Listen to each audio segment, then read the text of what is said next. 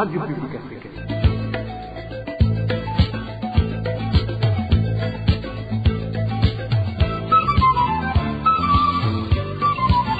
Radio Publique Africaine.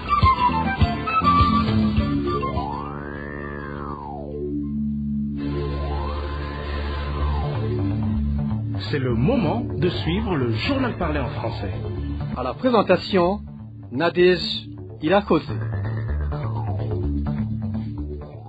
Bonsoir et bienvenue, chers auditeurs, au journal de ce lundi 9 juin 2025, dont voici les grands titres.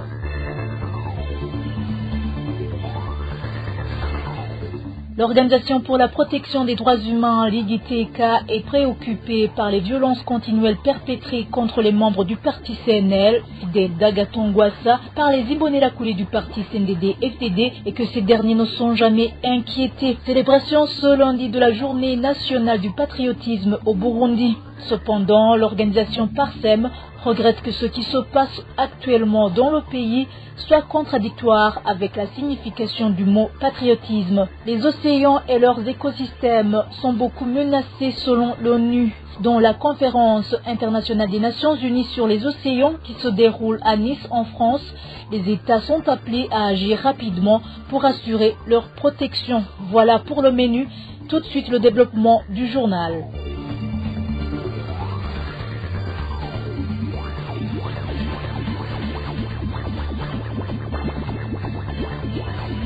Encore une fois, bienvenue. Ouvrons ce journal par la page Droits de l'homme. Un membre du parti UPRONA de la zone et commune Lugazi en province de Bubanza a été sérieusement tabassé par des Imbonerakure dans l'après-midi de samedi dernier. Certains habitants de la localité racontent que ce jeune homme a été accusé de ne pas avoir voté pour le parti au pouvoir, le CNDD-FDD. À part le fait d'exiger le paiement de la facture des soins, ces citoyens demandent également que les présumés auteurs de ce crime soient traduits en justice. Emmanuel Nyongeko nous parle de ce militant du parti UPRONA battu par des Imbonerakure.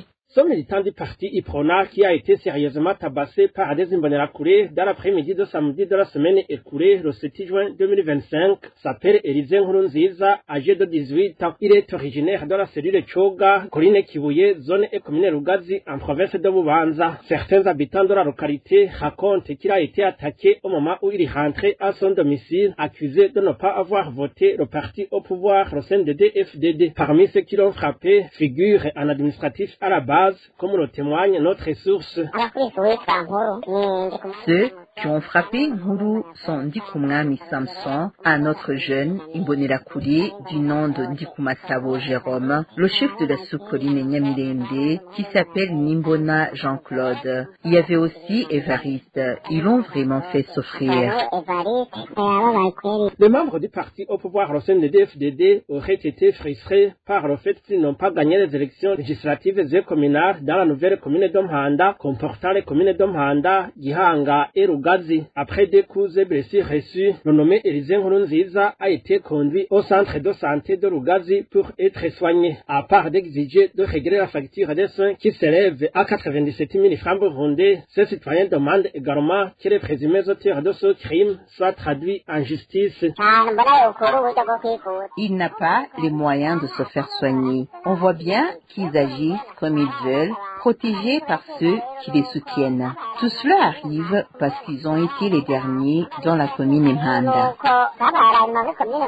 À ce propos, la rédaction de la RPA a tenté de joindre Isaac Nyandwi, administrateur de la commune de Lugazi, mais son téléphone est sonné sans que personne ne décroche. Merci Emmanuel Nyongeko. L'Organisation pour la protection des droits humains, l'IDTK, est préoccupée par le manque de sanctions à l'égard des Imbonerakure qui persécutent les membres du parti CNL Fidel Dagatongwassa, au moment où la constitution burundaise permet à tout citoyen burundais de circuler librement et de faire part aux affaires politiques. Égide Havugiyaremye, chargé principal de la communication au sein de la Ligue ITK, dénonce l'attitude des autorités administratives et policières qui ne font rien pour protéger leur population. Je vous propose de l'écouter.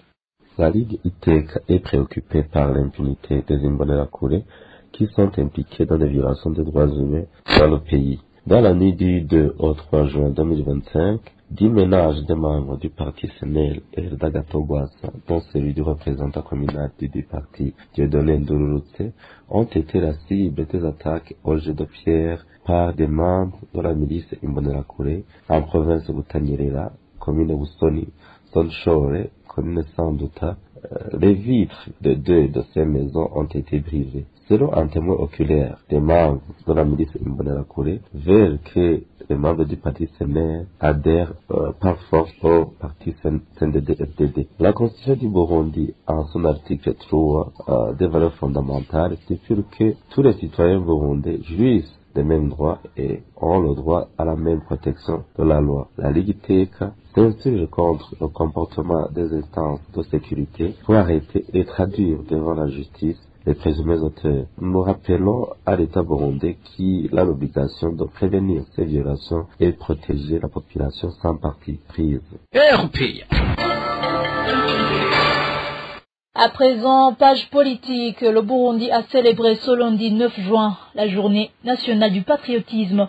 Cette journée est en principe célébrée en date du 8 juin. Et concernant cette journée, l'organisation Parole et Action pour le réveil des consciences et l'évolution des mentalités, PARSEM en sigle, trouve que le mot patriotisme est mal interprété au Burundi car il se remarque toujours des pratiques qui ne coïncident pas avec la notion de patriotisme. Faustin Ndikumana, président de cette organisation, explique que ce qui se manifeste dans différentes sphères de la société est le manque de différenciation entre l'appartenance politique et le patriotisme. On l'écoute.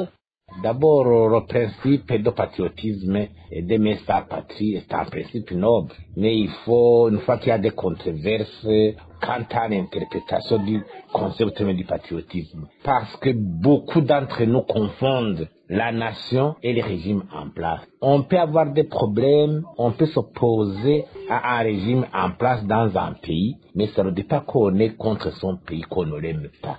Ça, c'est différent. Donc, tous les Burundais, normalement, aiment leur pays, aiment leur patrie. Mais certains peuvent avoir des différents problèmes avec l'administration en place. Cela est différent. Et cela restera comme ça. De façon même viagère. Même dans l'avenir, c'est comme ça. Même dans le passé, ça a été comme ça. Il y a des Burundais qui peuvent avoir des problèmes avec telle ou telle autre administration, tel ou tel autre régime. Mais après, ils pouvaient rentrer et continuer à exercer leurs activités dans la sécurité sans aucun problème. Donc, il faut différencier. Pour certains esprits même égarés, on considère qu'aimer son pays, c'est être au pouvoir. On peut être au pouvoir et mal gérer son pays, détourner les deniers publics, se lancer aux actes de violation grave des droits de l'homme. On ne peut pas se prévaloir d'aimer son pays avec un tel comportement. Donc, il faut qu'il y ait un discernement par rapport au principe de patriotisme parce qu'il y a une confusion qui risque même de produire des effets néfastes au lieu de générer, de créer une dynamique d'espoir dans notre pays par rapport à la cohésion nationale. Par exemple, ici dans notre pays, des héros reconnus par la loi même, le prince Louis Rwagasore, héros de l'indépendance, M. Melchior Ndadaye, héros de la démocratie. Par exemple, ont manifesté un patriotisme. Mais je crois que quelque part, il ne faut pas confondre le manque de patriotisme et le fait d'être dans l'opposition. Et il faut différencier ça. Vous vous souvenez même qu'au lendemain de sa victoire, le prince Louis Rwagasore a déclaré que tous les Burundais restaient Burundais et que le pays a besoin de leur force. Et il a sévèrement même découragé les membres du parti pour ne pas se lancer aux abus, aux exactions à l'endroit de ceux qui venaient de perdre les élections. C'était Faustin Ndikumana, président de la PARSEM. Toujours en politique, l'incapacité du Parlement burundais à représenter véritablement les citoyens et à exercer un contrôle rigoureux sur l'action gouvernementale est de plus en plus mise en évidence. S'appuyant sur l'étude fondamentale du professeur des sciences politiques à l'Université du Burundi, Denis Banshimiwusa, intitulée « Du mandat parlementaire depuis l'amendement du code électoral en 2009 », nous lançons aujourd'hui une série de reportages qui donnent de plus amples éclaircissements sur le mandat parlementaire. Ces reportages permettront de comprendre en profondeur ce que signifie le mandat parlementaire, d'explorer les différents types existants, de préciser celui dont disposent nos parlementaires et son application, d'analyser ses conséquences et de proposer des solutions pour rétablir l'ordre de ce domaine crucial. Clovis Nyonzima pour plus de détails. En 2009, le code électoral burundais de 2005 a été amendé concernant la perte du siège parlementaire. Parmi les modifications introduites, la perte du siège d'un parlementaire suite au changement ou à la perte de son appartenance politique est devenue une réalité. Cependant, comme le souligne une étude du professeur Denis Majimiwusa, l'introduction de cette disposition relative à la perte du siège parlementaire, qu'elle soit due à la démission ou à un changement du parti, visait à maintenir un contrôle sur les agissements du parlementaire une fois élu, afin de mieux encadrer son mandat. Par définition, un mandat parlementaire s'apparente à un contrat de confiance. Les citoyens élisent une personne pour les représenter à l'Assemblée nationale. Pendant la durée de son mandat, cette personne a le devoir de défendre les intérêts de ses électeurs et de participer activement à l'élaboration des lois. Il existe toutefois deux types de mandats parlementaires. Le mandat impératif, qui est défini comme l'obligation pour un élu d'appliquer les instructions de ses électeurs ou de son parti. Cette obligation est sanctionnée par une possibilité de révocation. Dans ce cas, le parlementaire doit suivre à la lettre les directives de ceux qui l'ont élu, ne disposant pas réellement de marge de manœuvre. Il peut être révoqué par ses électeurs ou son groupe social ou politique si ces derniers estiment qu'il a trahi leur confiance ou s'il a commis un acte jugé indigne de sa fonction. Le second type de mandat est le mandat représentatif qui est également abordé dans la réflexion de ce professeur de sciences politiques. Denis Majimiwusa l'explique comme l'opposé du mandat impératif. Le mandat de représentation libre, qui implique une indépendance absolue de l'élu par rapport à ses électeurs et revêt un caractère parfaitement national. Dans les pays qui utilisent le mandat représentatif, l'interdiction du mandat impératif est explicitement stipulée dans la Constitution. Celle-ci dispose d'ailleurs que le parlementaire ne représente pas la circonscription ou le parti pour lequel il a été élu, mais la nation tout entière. Ainsi, l'élu jouit juridiquement d'une indépendance absolue vis-à-vis de ses électeurs. Toujours selon la réflexion de Denis Majimiwusa, il appartient alors au parti de l'expulser s'il estime que l'élu a trahi sa confiance, mais cette expulsion n'entraîne en aucun cas une perte de mandat parlementaire. Dans l'édition de demain, nous vous révélerons lequel de ces deux types de mandats parlementaire est d'actualité au Burundi et ce que la Constitution et la loi électorale en vigueur en disent. Merci Clovis Nyonzima. De la page politique, passons à la page gouvernance. Des anciens combattants en situation de handicap répartis dans plusieurs provinces du pays sollicitent l'intervention du ministère en charge des anciens combattants afin d'obtenir les titres de propriété de leur logement construits par le gouvernement grâce à l'aide de la Banque mondiale.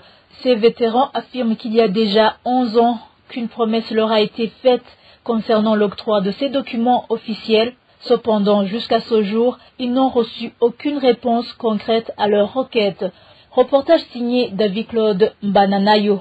Les anciens combattants vivant avec un handicap, regroupant des associations, des anciens membres des forces armées burundaises et des anciens membres des partis mouvements politiques armés, sont aujourd'hui installés dans 12 villages répartis à travers 10 provinces du pays. Ces habitations, selon leurs témoignages, ont été construites par l'État grâce à un financement de la Banque mondiale, conformément à la loi relative aux anciens combattants atteints d'un handicap qualifié d'un handicap très sévère. À l'achèvement des travaux, le président de la République de l'époque avait ordonné que les titres de propriété soient remis aux bénéficiaires. Or, cette directive n'a jamais été appliquée et cela fait désormais 11 ans, comme le confirment nos sources. Les personnes vivant avec un handicap de catégorie très sévère occupent ces logements depuis maintenant 11 ans sans avoir obtenu de titre de propriété. À ce jour, aucun document officiel ne confirme que ces habitations leur appartiennent légalement. Ces anciens combattants affirment avoir saisi à plusieurs reprises les autorités compétentes, mais sans succès, alors même que la législation en vigueur reconnaît leur droit de propriété sur ces habitations. Même si un arrêté ministériel, voire un décret présidentiel reconnaît que ces logements nous reviennent de droit, nous nous interrogeons sur les raisons pour lesquelles les titres de propriété ne nous ont toujours pas été de livres. Lors d'une conférence de presse tenue le vendredi 6 octobre 2023, le ministre en charge avait annoncé un délai d'1 an pour apporter une solution définitive à cette problématique. Toutefois, les anciens combattants dénoncent l'inaction du général de brigade Dominique Nyamugaruka, responsable du département chargé des anciens combattants handicapés. Selon eux, ils ne transmettraient pas leurs revendications aux instances concernées, contribuant ainsi à l'enlisement du dossier. Il lance un appel au chef de l'État pour qu'il prenne personnellement ce dossier en main afin qu'ils puissent enfin obtenir leur titre de propriété. Leur inquiétude est d'autant plus grande que certains cas d'expulsion commencent à émerger. Lorsque l'ancien combattant décède, sa famille est parfois menacée de déguerpissement sous prétexte qu'elle ne détient aucun titre de propriété. Face à ces accusations, la rédaction de la RPA n'a pas pu joindre par téléphone le général de brigade Nyamugaruka pour faire valoir sa position. Il convient de rappeler que l'article 17 de l'ordonnance ministérielle portant statut des anciens combattants stipule que parmi les avantages que peut bénéficier un ancien combattant handicapé très sévère figure un logement qui devient la propriété de ses ayants droit en cas de décès. David Claude Bananayo, dans un instant, nous poursuivons le journal avec la page environnement. RPA. Début ce lundi de la conférence internationale des nations sur les océans, ONUC 3, qui se déroule dans la ville de Nice, en France. Les Nations Unies indiquent que les océans et leurs écosystèmes sont beaucoup menacés et qu'il est donc très urgent que les États assurent leur protection. Les détails sur les activités de cette conférence avec Rémi Ndelagakula. L'étendue occupée par les océans couvre 70,8% de la surface de la Terre, soit 361 millions de kilomètres carrés. Il est constitué de 5 océans, à savoir l'océan Pacifique, l'océan Atlantique, l'océan Indien, l'océan Austral et l'océan Arctique.